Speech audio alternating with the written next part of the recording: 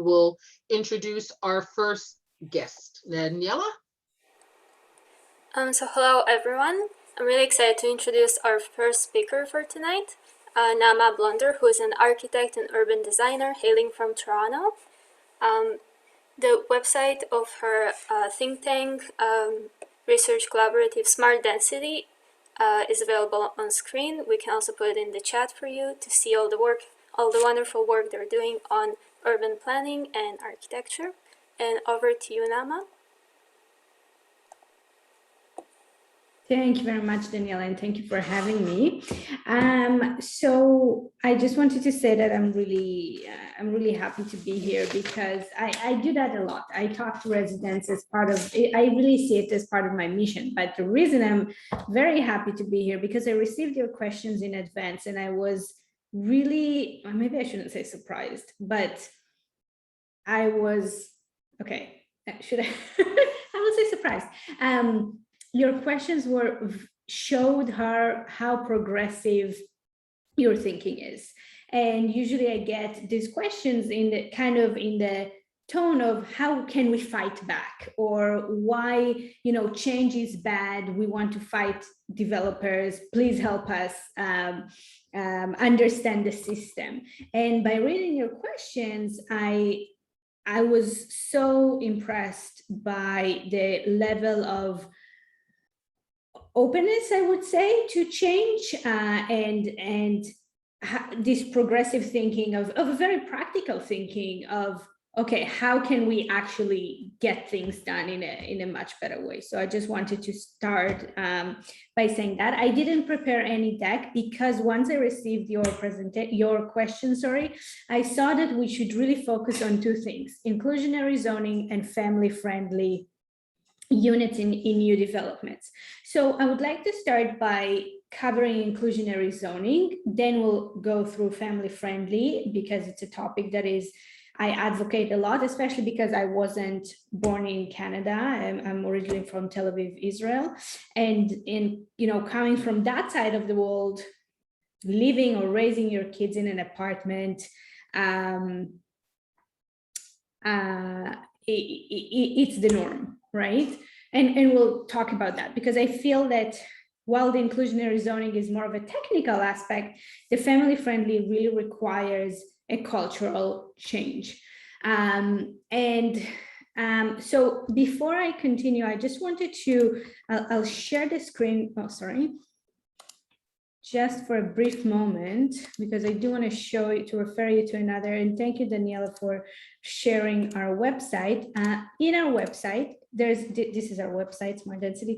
If you go under Learn, and it says mini webinars. So the mini webinars are basically topics that I picked or I heard people asking about, and I just recorded these 3-minute videos about, let's talk about shadows, or let's talk about what the official plan means and how it translated to an actual build form.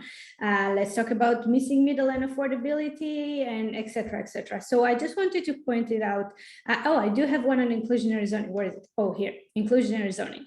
So I just wanted to point out, I do have, please connect with me on LinkedIn because I first uploaded to LinkedIn, then I upload it to YouTube and then to our website. So please feel free to connect with me on LinkedIn because I have way more resources available there. So that's it. That's the promotional part of our website. So inclusionary zoning, and I'm going to cover it. It's very new, and I feel like right now that in Toronto, if you ask 10 people what inclusionary zoning is, you will get 10 different answers.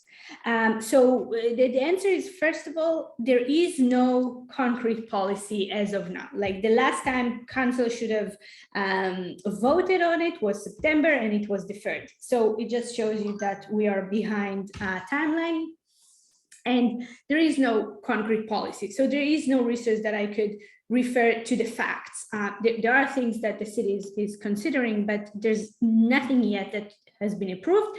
The original timeline was January 2022. That's probably not going to happen. But just giving you some of the facts, and inclusionary zoning will be of any new development of 100 units or more. Okay, it's important to understand that because 100 units or more has this critical mass of units. The second thing is it's not going to be applied across the board. At least in Toronto, they are talking about specific transit station areas that will be designated as these where inclusionary zoning will be applicable. So when I got this, scary calls from clients, developers, it's definitely not gonna start with just be applicable all over. So that is inclusionary zoning. One of the, I wouldn't say problem, but the criticism against it is that, so again, part of the fact, is that 10%, depending on if it's condo or rental. If it's rental, it needs to be 3 to 5%. If it's condo, it needs to be closer to 10%, will be affordable. Now, of course, every time I hear the word affordable, my question is define affordable. It could be deeply affordable. It could be just under market rate. In this case, in the city of Toronto context, it is not deeply affordable. So it means for people who just, earn more than they should, but are not eligible for subsidy or social housing, TCHC, but cannot afford market rate units. So it's really important every time when you talk to people about affordable housing, what does it mean? Does it mean housing affordability, young families, young professionals, or does it mean deeply affordable? So it's really important to get the terms right. Now, so we said, okay, 100 units, near transit, no more than 10%. One of the problems or the criticism against this plan is that we will just see development stopping at 99 units. Okay, if the threshold is 100, we'll just start seeing development stop at 99. Or another thing would be that you will make 10% affordable and 90% even less affordable, because in the private market you need everything to compensate for one another. So if 10% prices are being decreased, we have 90% paying for that 10%. Now it's still so raw that I don't have a professional opinion on it yet. I am afraid that it's gonna shake the market in a sense, but I am looking forward to seeing and reviewing more of the policy. What I was able to share with you so far is it's what it's known, but it's not yet approved, and that is a big difference. I really wanted to, give you the spiel of inclusionary zoning, and I wanted to kind of give you the 5 facts instead of me, telling you stories and making this exhausting presentation with a long deck. So I will stop here. I see I have questions. Let me answer those 2 questions. Then we're going to talk about family friendly, because I know Steve is joining us later, right? Daniela, Steve is joining us at 7 p.m. Yes, that's correct. Okay, cool. I'll manage my time. Okay, so yes, I saw that question. Okay, that is the family friendly. Yes, Daniela, right? The first one is about family friendly, the first question. Yeah. Yeah, it is. It can wait till you deal with that topic. Perfect. And the second one, new official plan opens the door for inclusionary zoning. Can everyone see the questions, by the way, or should I read it out loud? We can read it. Okay. Yeah, okay, I can read it. So Ottawa's new official plan opens the doors to inclusionary zoning, but one of the frequently asked questions is how much and how deeply affordable housing would be, and for how long, while developers object to saying that it would increase the cost of housing. Would be very interesting to hear your viewpoint and what could be achievable.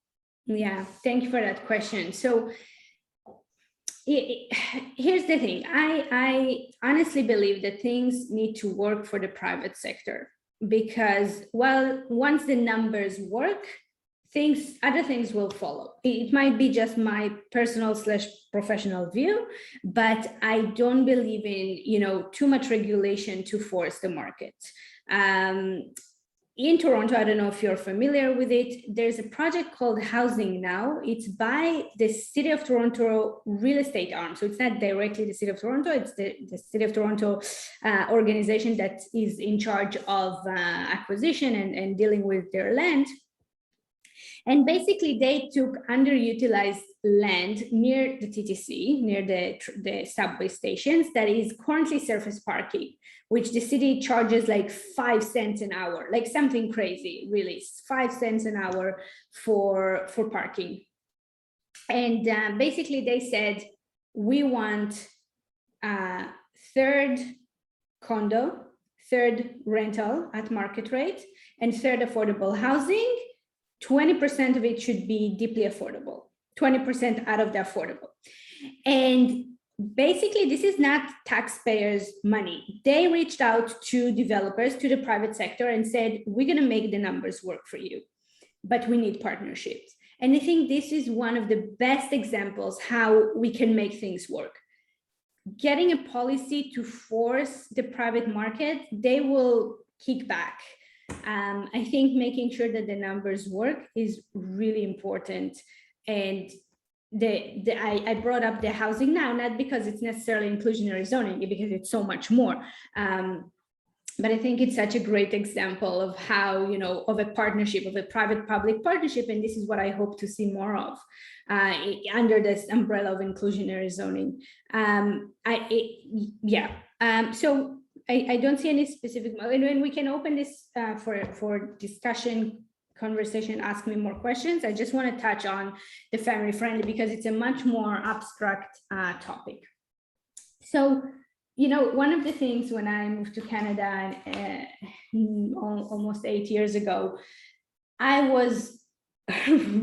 took the subway, and steps away from the subway, it's just neighborhoods of single family houses with backyards.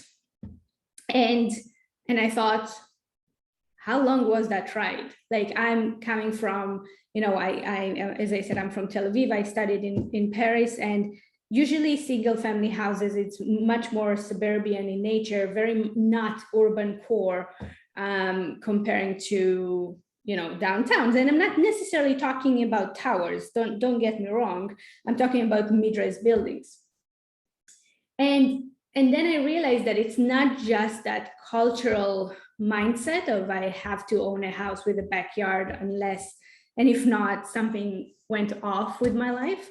The fact that the planning system allows homeowners to dictate that others could not live in any other build form next to them. So what I'm trying to say is, if there is an application for anything else, missing middle, and yes, I'm just to be very clear, I'm dealing with community objections around missing middle housing. When I say missing middle, I talk up to 4 stories. Up to 4 stories.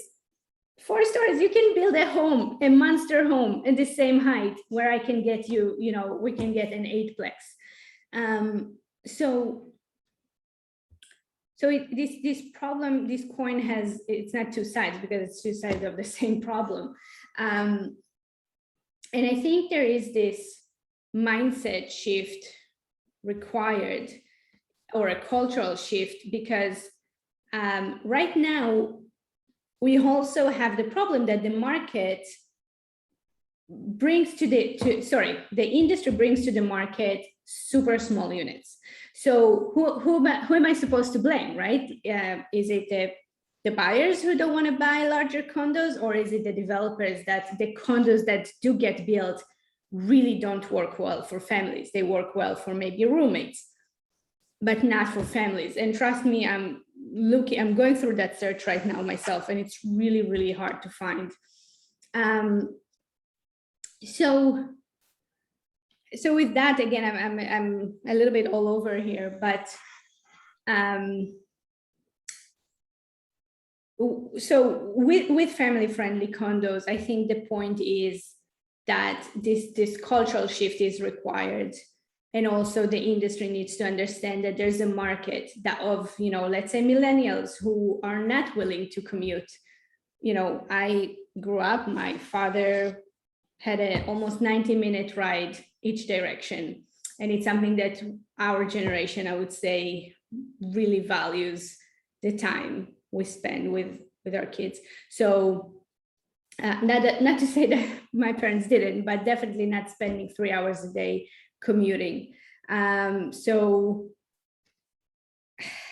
I guess that was a broad conversation. It's a topic that I advocate from so many levels. So please feel to really give me a hard time with your questions. Like, ask me your hardest questions about how it's supposed to work, and I hope I can answer them.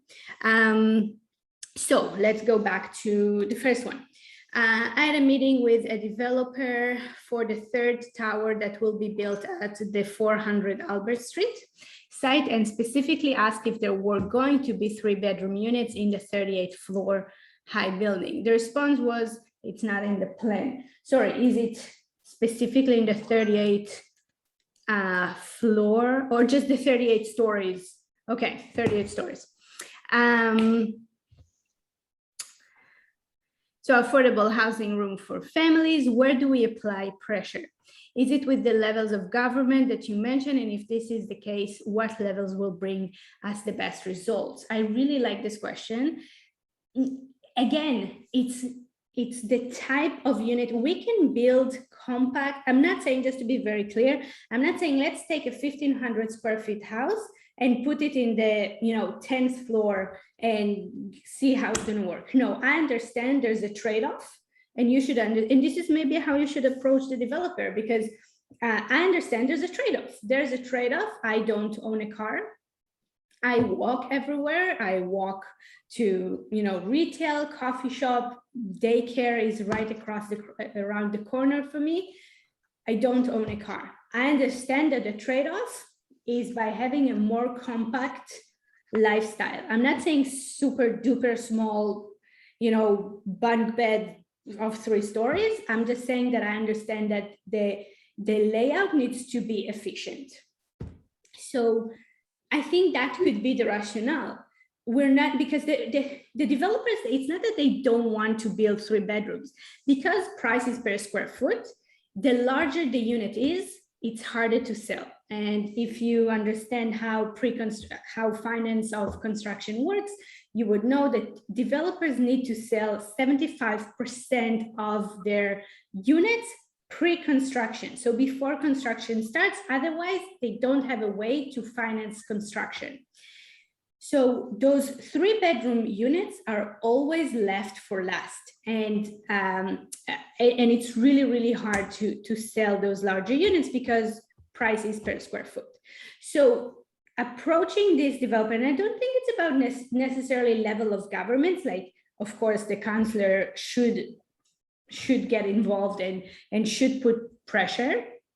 But I think it's this rationale, just speaking, logically, saying we understand that, but there's a need, and that need is to accommodate a variety of unit types. So I hope I answered that question. As a new rental actually being developed under housing now near subway stations. So yesterday, they announced the Wilson site and Warden site. They announced who their partners would be. So one is Kingset Capital Affordable Housing Fund, and the other one is Tradle. So it's not yet built, Annette, but very good progress, very good. I agree cultural shift is needed, but are there regulatory changes needed too? Planning tools. So right now, more than zoning, yes, I think, again, it needs to be this balance between private and public market. First of all, the private, and I did this debate, if family-friendly condos are, a pipe dream or a missed opportunity, because what I was saying is, to developers, someone here need to wake up and understand there's this population of, I'm not talking about in need of subsidy. There are young families who, let's say, have $1 million, $1 million with like a down payment of $1 million, not saying $1 million in cash, that are looking for a house, looking to locate and grow their family somewhere. And if the private market won't recognize that, they will go to the suburbs and to find something that this $1 million could buy, let's say. So I think it's definitely, a missed opportunity in the private sector. Like, I think what I'm trying to say here, Alana, for your question, is that the answer is much simpler than we think it is. We don't need regulation. We just need to make sure the market answers a certain demand. Okay, I don't see any other questions, and I saw Steve just joined us. So Daniela, maybe that would be a good time to give Steve the floor. Yes, hello, Steve. Sorry. Yeah. So with us today is Steve Pomeroy, who's a industry professor and consultant specializing in housing. He works for Carleton University in the past, and now he's with McMaster University in a research hub. And Steve, the floor is yours. Okay, thanks, Daniela. I think I have control of this thing. Throw up a PowerPoint here. Let me just see if it works.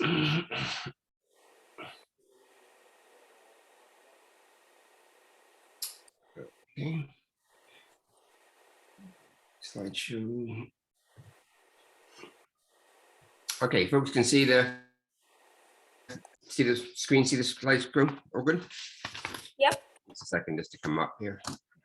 So Danielle had asked me to speak. I'm sorry I missed the first half of the meeting and didn't hear the earlier discussion, which I would have been very interested in. However, I had a personal conflict. So you had asked me to speak about affordable housing in the context of planning policy, particularly in the concept of inclusionary zoning and the roles of different levels of government. So I will do that. I'm going to start off, though, by sort of trying to frame the context for an inclusionary zoning policy or bylaw by talking about this concept that is labeled plan and gain in the UK context, where it's extensively used, and how that process actually creates the values that we can use to manage the issue of inclusionary zoning. Talk a little bit about how we can actually use that value uplift that's created as a way to essentially create the offsets for developers so that they're not directly impacted by having to give up some of the units for affordability, and then finish a little bit talking about the role of community associations in terms of how we can, how they can impact on this particular issue. I mean, the concept of plan and gain basically derives from the reality that a piece of land has no inherent value, but it's bare land, it's used as a park, it's passive space, it doesn't generate revenues. Properties that generate revenue therefore have value, and you generate revenue by permitting uses on that land. So you could take a piece of bare land and say, we'll allow people to use this as a parking lot, and they could charge for parking. The capitalized value of the revenues from parking would generate a value. You can basically, allow a single family dwelling, you can allow a high rise.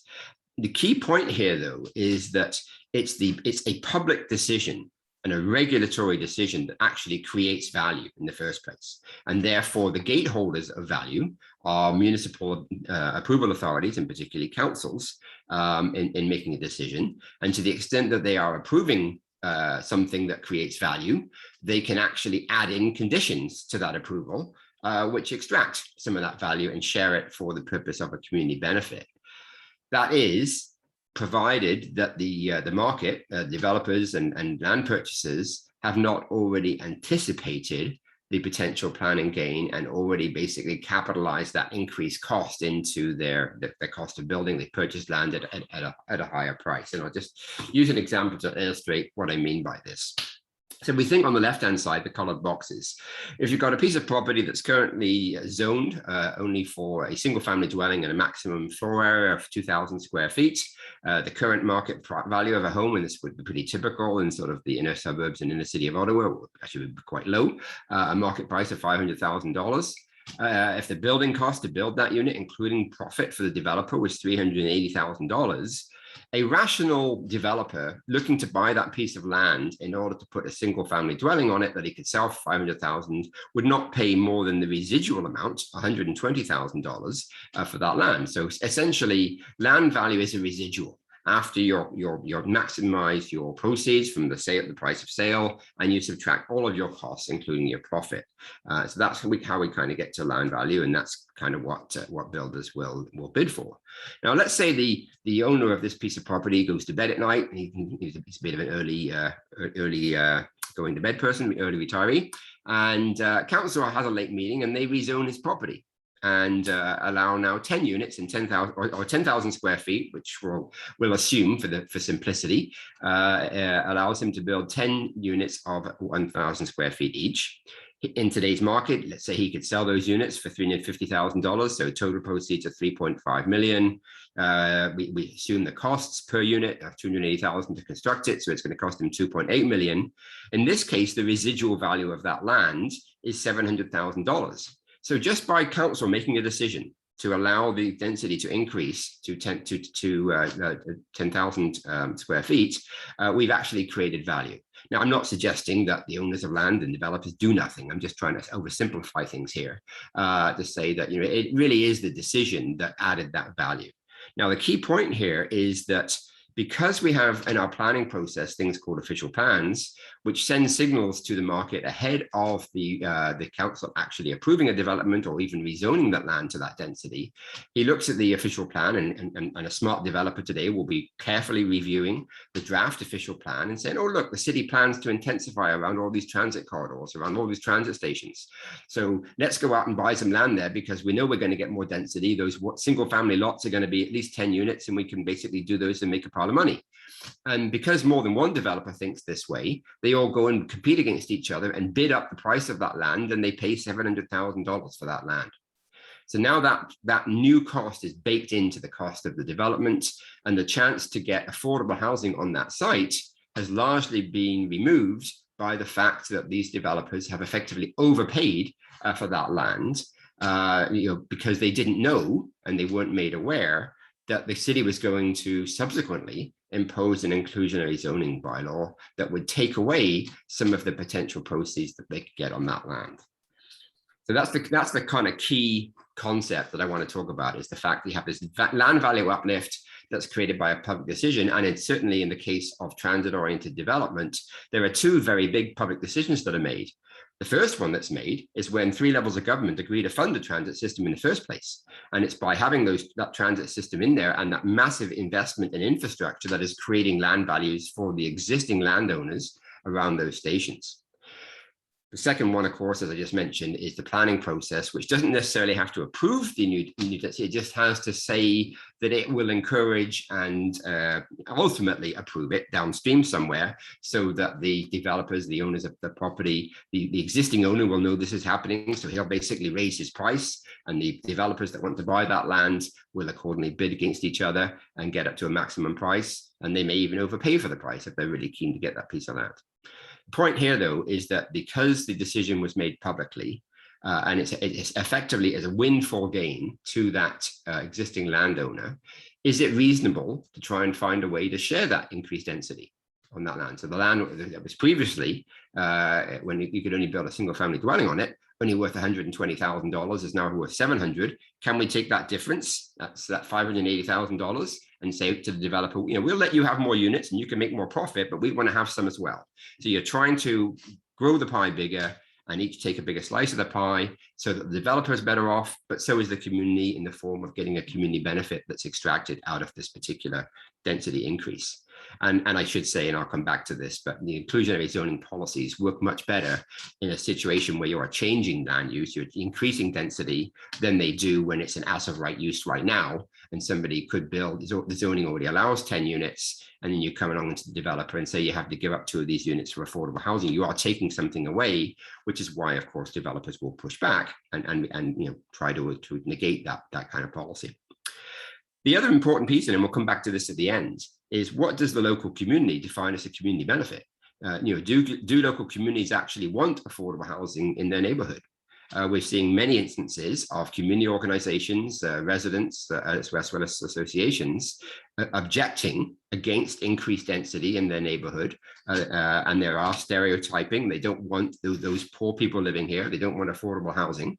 They'd rather have a park. They'd rather have daycare centers, those types of things. So there is a debate as to whether a particular community, a particular neighborhood group of residents is necessarily in favor that the community benefit and inclusionary zoning should actually create affordable housing, or should it create other things? And we can certainly come back to that at the end in the discussion.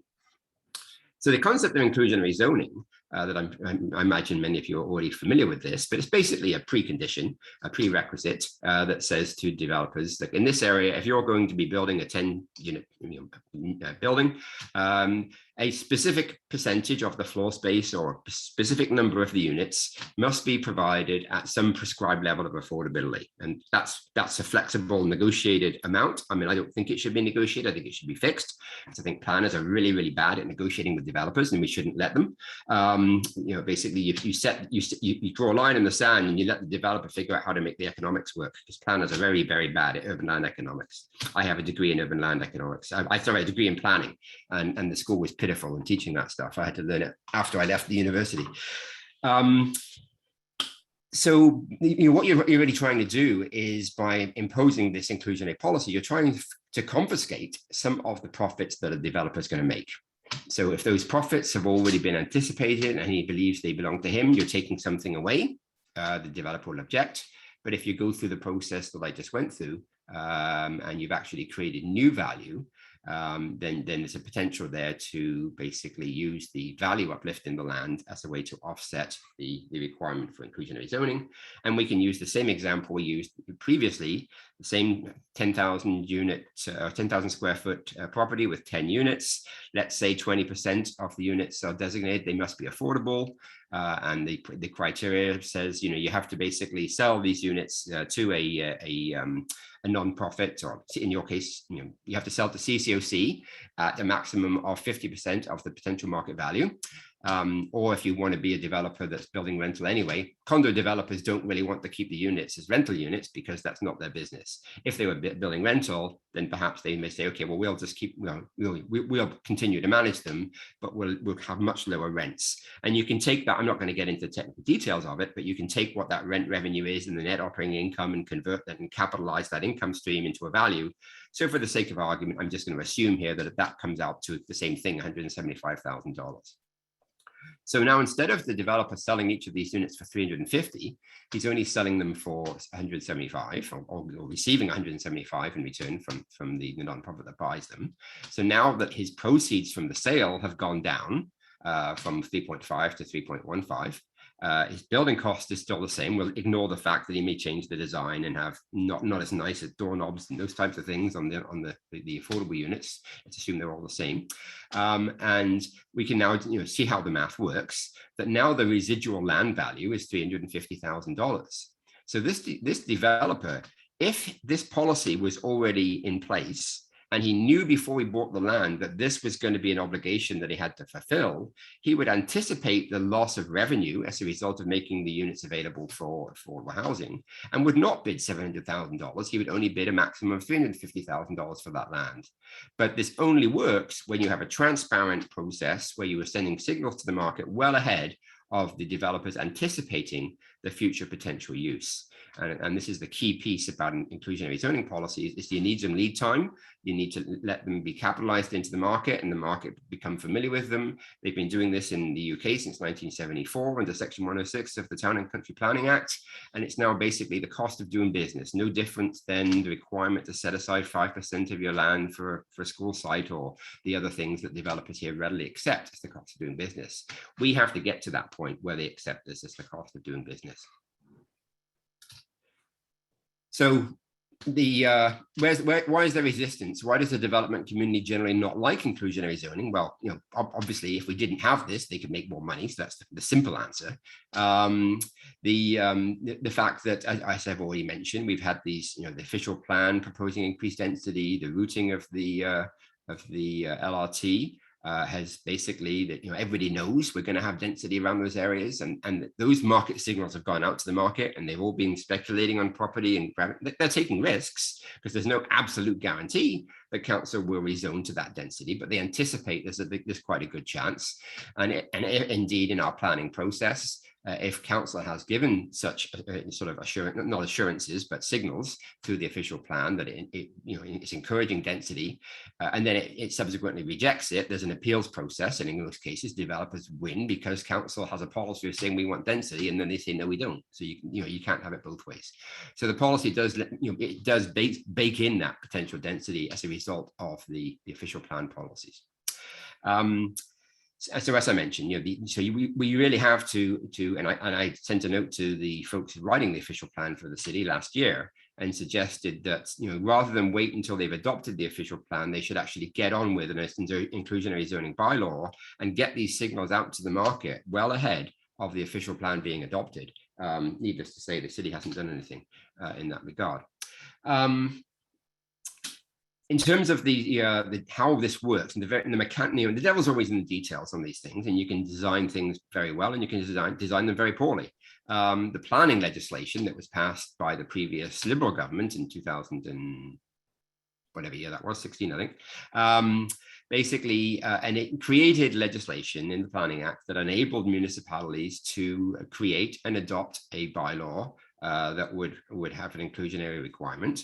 Initially, it was ubiquitous across the cities, but when the government changed it, a new bill changed the legislation and revised it to only be effective in areas where they were within, I think, 1 kilometer of transit-oriented sites. So it's more limited in its application. And there was another piece in there about climate permitting system. It's a technicality, and certain municipalities have a certain planning function that Ottawa doesn't use. Now, governments change.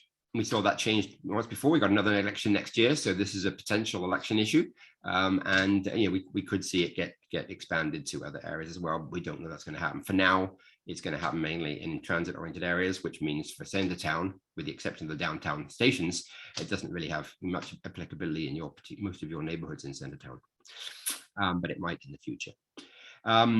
The city first has to undertake a feasibility study and examine just how the math would work. The very simple math I just showed you, do that much more extensively across a number of sites to demonstrate that in actual fact you can get the value uplift and that can be shared. Toronto has gone through a very extensive process. They've done 2 rounds of a consultant report with Barry Lyon Associates developing that economic feasibility study. After the first one, I was retained to develop a counter analysis, although we ended up we weren't that far apart in terms of what we found. I had slightly higher levels of inclusion. I used all the same assumptions, all the same sites that the Barry Lyon had used, and that I think is what prompted the city to ask Barry Lyon to go back and do it again and come up with a different set of outcomes for their particular bylaw. I think the city of Ottawa does have a consultant working on a feasibility study. I don't know where they're at and I haven't seen it. But once you've got that information, then you can go out and design your bylaw parameters and put the bylaw in place. You can develop a bunch of offsets. So you can say to developers, if you include affordable housing, we will waive development charges. We will give you a break on permit fees, those types of things. But the biggest benefit is if you can actually utilize this concept of plan and gain, because you're spending new money. It's like making gold out of sand, making wine out of water. Effective planning policy can actually create value and then figure out how to best share it. There's lots of, I mean, I don't know if a number of you had some questions in terms of the percentage of affordability and what those criteria should be. There's no prescribed number. The legislation, and certainly the planning policy statement in the existing previous legislation, defined what was affordable, both for owners and renters, and it relates that to a certain price level and an income quintile that's affordable to low and moderate income households. And it also defines what low and moderate income is. And so here we can kind of, using the rental example, the unit shouldn't exceed 30% of the income of a moderate household. And a moderate household is someone whose income is at or below the 60th percentile of the income distribution of renter households. Now, this is quite a subtle but very important statement, because generally across the country, and certainly it's the case in Ottawa, the median income of renters is less than half that of owners. And this is a big problem in CMHC's rental construction financing initiative, because they use the income of everybody, which means that they're creating so-called affordable units that rent for $2,700 a month in Ottawa. So they got that particular policy completely wrong, despite having a couple of thousand of analysts down there on Montreal Road trying to figure this stuff out.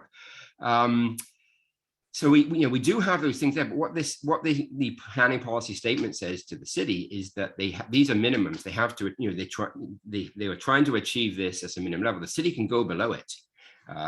So it's not saying this is all you have to do, although in most cases, and certainly in the last official plan in Ottawa, they simply adopted the same statements that were in the official plan. That were in the provincial policy statement, and they really didn't do anything to actually achieve those outcomes. They just put it in the plan and said, yes, we're going to try and build housing that meets these criteria. You have to do more than try. You actually have to develop policies to implement things that allow you to actually exceed those goals in the official plan. And hopefully the new plan will do that, although I'm not convinced from what I've seen in it so far that it actually will. So in Ottawa's case, it turns out that when you look at the numbers of what is, the 60th percentile income in Ottawa for renters is about, in 2016 census, was about $48,000 a year, which comes out pretty well at 30% of income to $1,200. And coincidentally, I didn't make this up, I went and checked the data, the average market rent for a 2-bedroom unit in Ottawa in 2016 was $1,200. So that policy would kind of get you units that were renting at $1,200. Now, that's moderately affordable. It's at the average market rent. It's not deeply affordable. It's not going to help deeply affordable folks of very, very low income. But I think there is a constraint there, and I don't think it's not realistic to think that we can use inclusionary zoning by itself to create units that are deeply affordable. The math simply doesn't work, and it would be an extremely onerous requirement. It would be unfair to developers. It would be unrealistic. I think if we want to help low income people, the reason they can't afford housing is because their income is low, and we need to supplement their income either by income assistance and or by housing specific benefits, such as a rent supplement or a housing benefit, such as is now available under the National Housing Strategy, the Canada Housing Benefit. I think that's a better way to sort of separate the supply issue, get the units built at moderate rents, and then go deep for those households that can't afford it by stacking some kind of assistance on them. So you could, just throwing out some suggestions, at minimum, I think it's quite realistic, certainly in downtown areas in Ottawa, to have a 10% inclusionary requirement. In the analysis I did in Toronto, I found you could go up quite easily in some of the higher value areas near transit stations in the central corridors to close to 30%. I don't think you necessarily want to go that high, but certainly the financial capacity and value uplift would support that level of inclusion, provided that the slice of the pie that was left for the developer was still a reasonable fair share. You can basically trade off how you design things. You can have a very small number of units that are deeply affordable, or you could basically have a larger number that are not as affordable. So, 10% of the units, 80% of market rent, 20% just at median. So you can play with the numbers any way you want. That way, the legislation doesn't prescribe, nor does it restrict what the city does. The city is flexible, has the flexibility and the capacity to decide for itself, based on its own feasibility analysis and its own policy objectives, and how it matches up inclusionary zoning policy with some of the benefits it can get through the National Housing Strategy programs, how it actually wants to design it. But the point I already made is use those particular sources of support to get to your affordability piece rather than the inclusionary zoning. So just to quickly sort of wrap things up, or come close to that. You'd ask me, what are the different levels of government? I mean, all governments are involved in these issues, of course. At the federal level, we have the National Housing Strategy created in 2017 and now being implemented and rolling out. And there are a number of programs in there that are unilaterally developed and delivered by CMHC that you can access to get funding to build affordable housing or rental supply housing in the case of RCFI. And there are an additional number of programs that are cost shared with the province under bilateral agreement, and particularly the grants program that we used to have here under Action Ottawa has now been rebranded under the National Housing Strategy, the Provincial Priorities Program. Unfortunately, the funding was cut back quite a lot. CMHC gave a small amount of money to the provinces and kept more of the money for itself, which I think was a huge mistake, because the provinces have been delivering housing programs for the last 30 years, while CMHC sat on the sidelines and twiddled its thumbs and had no capacity and no competencies to do these kind of things. But nonetheless, that's the way things have gone.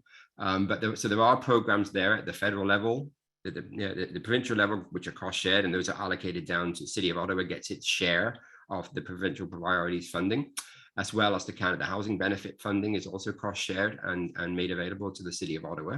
So we can draw on those particular things. And in addition, the city, if it wishes to support this thing, and we've already seen it using some of its own land, there's been a long practice in Ottawa of waiving development permits, fees and charges to developers that are building affordable housing, so we can stack some of those things on there, which is another way to sort of drive your rents down to a lower level than they might otherwise be just from the inclusionary policy alone. So I don't, inclusionary policy is not a panacea. It's not a standalone policy, but I think it can work well in concert with some of these other mechanisms to help you kind of layer on additional levels of assistance to get to that level. And then finally, just to come back to the point I made previously, in terms of how this affects your particular community association, centre town, you've got this at the north end, you've got the two stations there at Lyon and Parliament. So there would, within a kilometre of those, the current provincial legislation would enable the city to pass a bylaw to have inclusionary requirements in those areas. So the site that Claridge right now is building, for example, on Albert and Lyon, had this policy been in place, it would have been impacted by this particular policy. The other part of it, though, is that it's, yes, the legislation gives the municipality the teeth to do this. But other cities, most notably Montreal, has had an inclusionary policy since 2005. And it recognized that it didn't have the legislative authority from the province of Quebec to do this. And so it basically developed it didn't call it zoning, it called it an inclusionary policy. It specified the parameters, and they wanted to get 15% of the units in any new development over 2 hectares would be social housing funded through the Access Logis program in Quebec. 15% would be low rate market housing, and the other 70% could be market. And I put voluntary in quotation marks here, mainly because in Quebec and in Montreal in particular, their civic approval processes delegate very, very significant powers to the borough councillor, who basically has the ultimate veto on development. And so essentially what it's, and the other thing in Quebec is, unlike the rest of Canada, where we have predominantly homeowner associations and people protecting their rights and the value of their dwellings, Quebec is dominated by renters. Most of the associations in Montreal in particular are tenant associations. They're very, very strong proponents of rental housing, and they basically apply their political capital and their political pressure on the local councillors that we won't vote for you unless you actually make sure that you impose this inclusionary requirement voluntarily on the developer, i.e., if you don't include this, we won't approve your development. It's the nature of the voluntary part of it. So this, we don't really have a strong individual councillors. A single councillor here in Ottawa can't be the yes or no on a vote. They can only try to convince other members of planning committee and other members of council to vote with them. But not having said that, I mean, it's not impossible that the city could try to develop some parallel voluntary inclusionary policies for the areas outside of TOD areas, and certainly put out the signals there in terms of land value capture and how they're contributing to the increased value, to sort of start nudging the industry in that area. And ultimately, if we had a change of government and a change of legislation, we might extend it there. And then it comes back to this question: does the community actually want to encourage affordable housing in that area, as opposed to other types of community benefits, which are also permitted in Section 37 negotiations, for example? But if there is strong community support for this kind of thing, you can send a very strong signal to council. You can send a very strong signal to the marketplace that you as a community want developers to do this, and you will be, fighting every single development unless they include affordable housing. So it's moving NIMBY to YIMBY, and encouraging affordable housing in your backyard, as it were. So that's a very quick lesson in land economics, planning policy, and affordable housing. Thank you very much, Steve. Yeah, I've got a whole bunch of more questions in my head, but we have questions in our chat. Ariel, you've got one there on Cabbagetown. Did you have anything you wanted to say, or is that just something that we can check out on our own? Oh, no, I was just responding when Steve was talking about how some communities wanted daycare instead of affordable housing, and Cabbagetown in Toronto doesn't want either of them. There was a big dust up over a daycare. I'm going to read the article, but I didn't want to go ahead and just skip over you. Oh gosh, yeah, thank you. Okay. And then next we have Tracy. So I'm going to read the question. It's in the chat. I'm having a hard time understanding why developers are not required to build affordable housing even without an inclusionary zoning bylaw. The provincial policy statement requires municipalities to set a target goal for a percentage of new development to be affordable. Affordable is clearly defined in the provincial policy statement. Why is this new development allowed to continue without fulfilling these target goals of their official plans? So, Steve, can you start on that one there, please? Sure. The difference is that it's like teaching and doing. Those who can't do, those who can't do, teach. So in this case, it's those who can develop, those who can't develop, plan.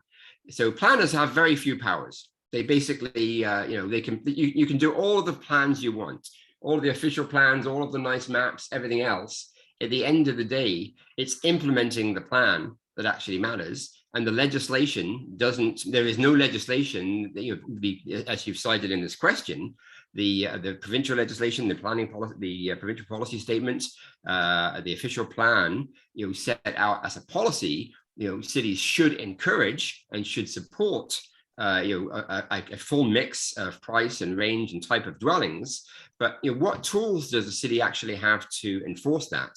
Until this legislation for inclusionary zoning came along, which hasn't actually quite arrived yet, it's still on the somewhere in the ether. Those were just nice policy statements, and there was no capacity, no tool that the municipality had to enforce that desire to have inclusion, to have affordable housing in the developments. There's nothing they could do. So they could talk to developers. Developers respond to market demand. And if the market sees a demand for a certain type of product, it will build it. The problem is that poor people who can only pay low rents, they don't pay rents that are sufficient to cover even the operating costs, let alone any debt service on the property. So they in economic terms have what's called the lack of effective demand or no effective demand. And they, as I talked about earlier, they don't send any signals to the market. Well, they send a signal that we want cheaper housing, but the market says, well, we can't do that, so we're not going to. So that's why we end up relying on directly funded government programs to build affordable housing, because there's no mechanism and no desire and no practical financial sense for the private sector to build affordable housing unless they're particularly benevolent and philanthropic in their view of the world. Wow. Oh, geez. Oh, okay. And also, again, I'm trying to be go very, ahead, yeah, please go ahead. Especially after Steve. Steve, that was fascinating, by the way. I'm sure I'm being vocal on other people's thoughts here. That was fascinating. Thank you. But again, I'm trying to say, just to kind of go back to that question of why developers don't do that. And I think, again, they do their best as long as the numbers work. And that's why I said, starting by, let's define affordable, because I'm saying that, of course, there's a spectrum of affordability, but I'm saying that the market, the private sector could do more.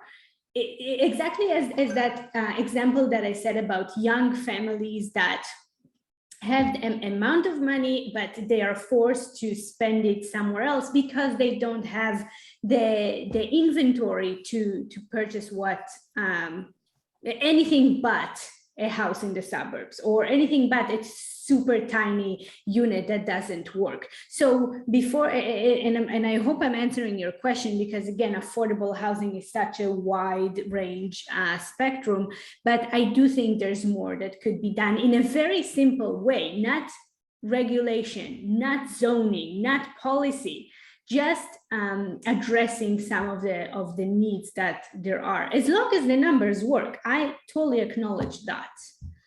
I think that, Naama's right, and we do see that, right? When we see developers recognize that young families have a limited capacity to pay, and they need to try and create products that they can afford, so they go out to the greenlands, they go out to Barhaven, the greenfield areas where land is cheaper, and they can kind of go through the the servicing kind of process, and they can build townhouse type mixed row developments and get their price point down to a point that's more affordable than it would be building in center town, maybe $250,000, $280,000, $300,000 kind of price. And so I agree with Naama. I mean, some developers are trying to target that part of the market, but it's really more the affordable end of the homeownership market than it is the rental market. And in the rental market, we don't really build. It's very, very hard to build units that are renting at the average market rent. Tracy just wants to come back for clarification, and then I'll put Aaron's question on. So Tracy is saying, and I think we all have this question, I'm still not clear as to what definition is legally required to be used when assessing what is considered affordable in the regional market area of a municipality.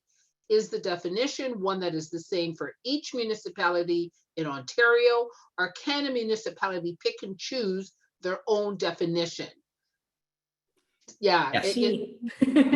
Option B. Yeah. So each municipality can choose their own definition of affordability?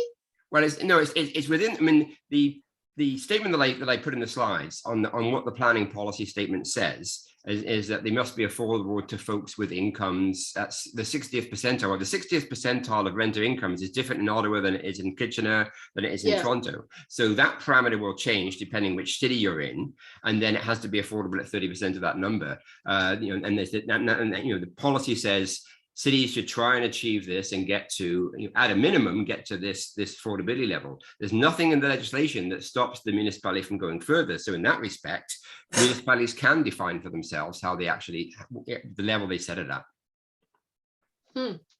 So what is the definition? Where can we find that every municipality needs to use? Well, as I say, the problem with the affordability definition is it's not a precise prescriptive benchmark. It doesn't say $1,000 or $750. It says 30% of your income. So it's a variable. Yeah. And it depends on what the income is and who you're targeting. So you're right. It confuses the policy to some extent because we don't have a line in the sand that says affordability is this number. But you do. It's in the provincial policy statement, and it can be used to come up with a quantifiable number in each municipality, regional market. Yes, it can. But as I say, and following the provincial why policy is that not statement, being used? I generated that number of $1,200, right? And so so in the official plan of Ottawa, it says, the official plan, we're encouraging developers to build product that achieves rents that are below this particular level, and or ownership costs that are at the 40th percentile of owners is the other definition. But it has no tools or no capacity to impose and enforce that on developers. And that's where the weakness is. It's actually even worse, because even within the city of Toronto, really sad. they use the definition differently every time. One times like 100% beyond above market rate, sometimes below, sorry. Sometimes it's 80%, sometimes it's 90%, sometimes it's 40%. So every time within the city of Toronto, they just choose a different number. And that's why I started my part by saying, let's define affordable and affordable to whom. Yes, please, let's do that. Well, we've got a homework assignment Someone coming do that up, Tracy. ASAP. Okay, is no, we're gonna, frustrating. Tracy, yeah, no, I'm gonna, we're gonna come back to what you said there by a future meeting coming up. And I'd like for Erwin's question to be posed. Is that okay, Tracy? Okay. Yes, absolutely. Thank you for your answers. And I'm sorry I get a little bit passionate about this, but it's very frustrating to me. Yes. No, indeed. but there's an action item we're going to be raising at the end of the meeting, Tracy. So stay tuned, please.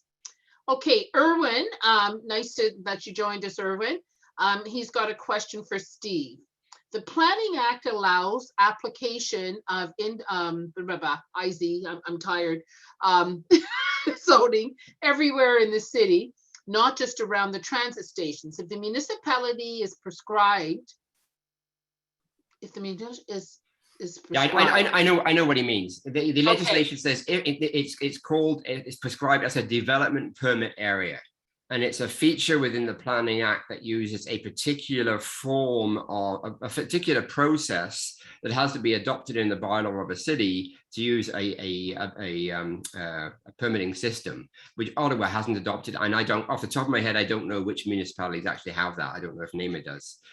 So, I mean, I suppose the implication in Owen's question is, well, if that provision allows it to be ubiquitous and it could go to areas not just transit stations, why doesn't Ottawa adopt that particular practice and do it? So that's a question you can ask Steve Willems. Okay. And I guess would it help to bring some sanity back to the housing prices? Basically, you're saying that's not the answer. Like, yeah, it's not going to. Would what's it? Inclusionary zoning? That's what I'm thinking Erwin means. Yeah, Erwin, well, can you clarify? I don't want to interpret your question incorrectly. Is he still there? I mean, I think the short answer is housing prices, land values, rents are insane. Whether we can do anything about it, I am very pessimistic. That we basically, I would argue, have a broken housing system that works for those with means, and it precludes everybody else. We sell 700,000 homes in this country every year. We have 14 million households. So only 4% of all households in any 1 year are actually transacting and buying a new house. It doesn't take very many well-heeled buyers. 3/4 of those new buyers, by the way, are existing homeowners.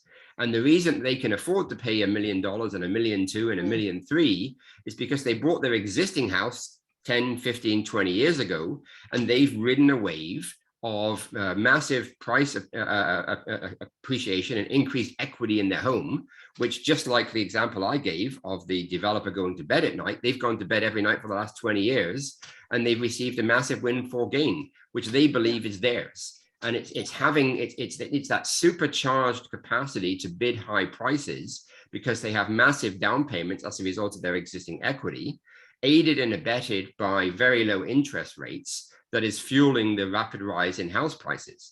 And the only way we can fix that problem is to confiscate some of that capacity, which is an absolute untouchable.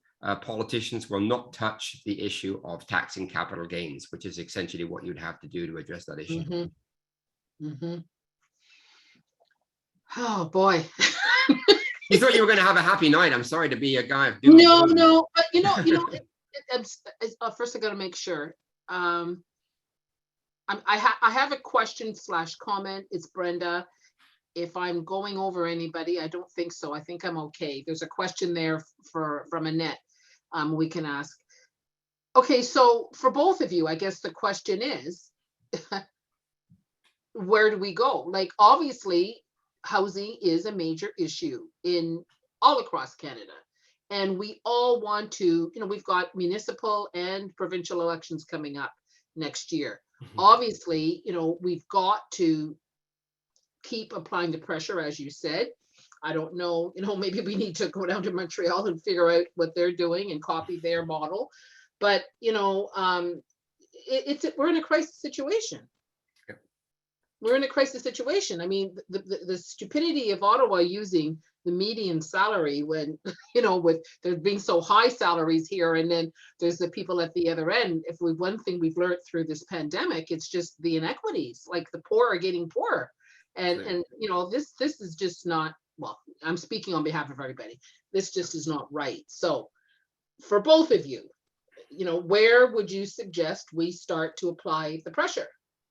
I mean, I think, we've just come out of an election campaign, and I've been in this business for 40 years now, and I have never seen the level of attention that was given to housing in an election campaign that we saw this year. So we know that this is boiled to the top of public consciousness, political awareness. So I think the timing is right to mount large campaigns. There are a number of national organizations that are working on this. CHRA is doing a blueprint for housing. They're in collaboration with a number of the other national associations, provincial associations. But I think your collective group of community associations, at the same time that they're working predominantly at the federal level, could be applying pressure at the municipal level, given, as you say, that there's a municipal election coming up as well as a provincial one. So I think identifying, people pretty well have acknowledged what I just said, that the system's broken and housing's unaffordable. And the question is, what do we do about it? And the things they have to do about it are the things that politicians think, if I tax capital gains, I won't get elected. Well, if they hear from enough people that, yes, you actually will get elected if you have the guts to do this, we'll actually support you. So, I mean, we have to sort of try to change the dialogue on these issues a little bit, away from the knee-jerk reaction, well, that's a non-starter policy, to, well, let's get enough people talking about it. A third of us are renters, including me. And so, there's a third of the voters right there that are interested in this kind of stuff. A whole bunch of existing homeowners are parents of kids who can't get into the housing market. Would they prefer to basically, use their own accumulated capital to help their kids, or would they share it through a tax mechanism that basically diluted it a bit and shared it more broadly? But some of those ideas, I mean, if enough people are talking about them, enough dialogue is going on, politicians respond to public sentiment. And I think, we have a heightened public sentiment now. And the question is, how do we lever off that and intensify it? Around some of these ideas, and particularly in the Ottawa case, I would say putting a lot of pressure on municipal councils to adopt an inclusionary bylaw as quickly as they possibly can. And Steve, you're talking about increasing tax. How about, simple things as supporting more housing? And I understand I don't need to, be a professor for economics to understand that supply and demand doesn't mean, or increasing supply doesn't mean affordable housing. But, councillors, all they see is the next election. And what about talking, and just imagine having this conversation 30 years from now. Like, they will look back and laugh at the amazing situation that we had, the amazing housing situation that we were at. Just imagine it 30 years from now, because what happened is we have this gap or this shortage that just goes and it just worse than every decade, basically. So I have to tie it back to that, what I started by maybe harsh words of saying, this obsession of a house with a backyard. We really need to get out of it. There is this ratio of one family per one lot it is not sustainable. It's not the formula that we can plan for the future. So I know maybe now we are, still thinking, oh, could it work? Okay, this is our neighborhoods, stable neighborhoods and desirable neighborhoods. But the truth is, we need to have multi-unit housing on each property. And politically, it starts there. It starts by approving it. And that might even be easier than tax. Maybe not as effective, but Yes, easy. yeah, I think that's a fair point, Naama, and I certainly I would agree that. I mean, I just actually posted a blog today on the McMaster Check website about this whole debate about supply and demand, and proving that it's not a lack of supply that's the problem. So you can go and have a look at that. I won't elaborate here, but I think the issue of intensifying, creating more units, and certainly one of the proposals and the policies in the official plan now is to actually create a mass on a site and encourage as many units within that mass as possible, rather than just a single family dwelling. So I think the Ottawa official plan, one of the good things it has done is adopt the kind of principle that you're talking about there. But when I walk around my neighborhood and I see houses every week, another small bungalow that's in this neighborhood. I mean, I live in Westboro. They're basically selling at lot value for $700,000. And that's not cheap, but it's moderately affordable to a young professional couple to buy in this neighborhood. Developers are buying those houses, knocking them down, building two houses and selling them both for $1.3 million a side. So the math works. Okay, we increased supply. We went from 1 unit to 2 units. As we did so, we took the average price from $600,000 to $1.3 million. So simply adding supply without trying to ensure that it includes smaller units at lower prices, I think is the challenge for planning policy to figure out. And it's exactly the first question that Tracy asked. It's one thing to have a nice statement in an official plan and a planning policy, but getting the teeth of how do you actually implement a practice where these guys that are buying lots in my neighborhood are basically, they're told by the city, we will only approve this development permit if you not only double or triple the number of units, but they don't increase in price over the price of the house that you just basically knock down. And I think trying to figure out how to make the mechanics of those types of policies work is actually quite tricky. Okay, I've got 3 more questions here, Steve. This is from Mary. I've raised taxing capital gains for shorter ownerships to some politicians, and then she ducked. For people flipping houses as a business, should this be taxed as income? Yeah, what it is. I mean, technically, if one follows the current rules of the Canadian tax system, if one has an investment property, any proceeds you make on sale are fully taxable. There's no capital gains exemption. You pay a capital gains tax. So they currently are taxed. Maybe the tax isn't high enough. Clearly, speculators. In a market like Ottawa, I just saw data this morning. Our year-to-year price increase August to August was 27% in Ottawa. If you're a speculator flipping houses and you bought a house for $1 million and now it's going to be worth $1.3 million, paying $100,000 in tax, not a big deal. Yeah, interesting. Okay, and then there's another question for you, Steve, and then one for Naama. Can Steve comment on his report on the Housing Acquisition Fund and how that can help with increasing affordable housing and where he thinks the funding can come from? This is some work I've been doing with the Ottawa Community Foundation. We're trying to create an investment fund that would, we're talking today, we have up to this point been talking about how do we create affordable supply. The much bigger policy issue for Canada and every single city in Canada is not how much new affordable housing we build, it's how we stop losing all the affordable housing we already have. You don't build affordable housing, you build housing at cost and then you try and subsidize it, on the capital side or the operating side. The reality is between 2011, 2016, in Ottawa, the number of rental units renting below $750 a month, which is the rent that would be affordable to someone at 30% with an income up to $30,000, we lost 10,000 units, 2,000 units a year. That same period of time, under the Affordable Action Ottawa Affordable Housing Program, we built 1,033 units. So for every new unit we built, we were losing 10 out the back door.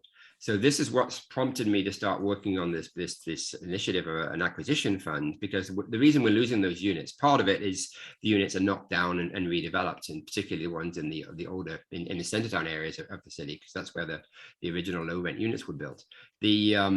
But the bigger part of it is that we haven't physically lost those units. They still exist, but they've been purchased by highly financialized capital funds who use the provision of vacancy decontrol to, when units turn over, to significantly increase the rents. We saw the rents on vacated units last year increased by 18% year over year, compared to the rent guideline of 2.1%. And so it's this financialization issue, and the fact that these capital funds are coming in, identifying older properties with moderate rents that I would define as affordable housing, not subsidized, but affordable. They define as underperforming assets, and they go and figure out a way to basically do some modest upgrades, toss out the existing tenants, do some renovations, and raise the rents. So if that's the process that's causing us to lose and erode the existing stock of relatively affordable housing, one way to address it is to try and regulate them, which is really hard to do. The other is, if you can't beat them, join them. Can we actually enable nonprofits to go out there and buy some of these existing buildings? And their motivation is not to basically toss the poor people out and jack the rents, it's to preserve the existing affordability. So that's a very long answer to your short question, I'm sorry.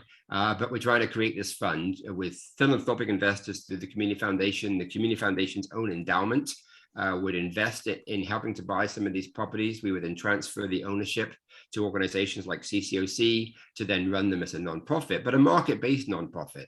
And if we're building a property today, or buying a property today, that the rents are currently 85–90% of today's median market rent, by operating them under non-profit ownership for the next 10 years and only raising the rents to the degree that's necessary to cover increased operating costs, we will significantly lag the rate of market rent increases. And 10 or 15 years from now, those units will be renting at 75–80% of the then market rent.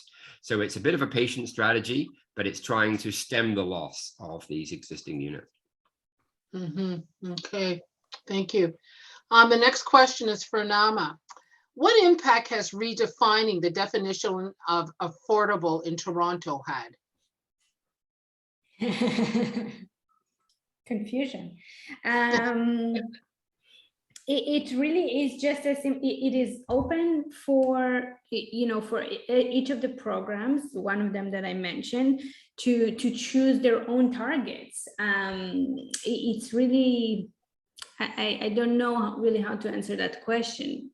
Just the way it is. Who asked that question? Just so I can Daniela. Daniela. Okay. I think the policy in Toronto is more specific to the city of Toronto through its own building programs. So basically assisted housing, that the city of Toronto is providing land and saying to developers, we want you to develop on this land. We'll provide the land for free. They're using this new definition to control the rents in those types of developments, as opposed to provide a definition that's going out there to the private sector, for example, in their inclusionary zoning bylaw. Okay, I've got two more questions and then we're going to wrap up. Tracy, if it's okay, I'm going to close with yours because it liaisons to something. I'm going to go with Erwin's first. Steve, not sure I fully understand your answer. You seem to say that beyond the transit station areas, it has to be a development permit area. And then he's quoting some things from the Planning Act.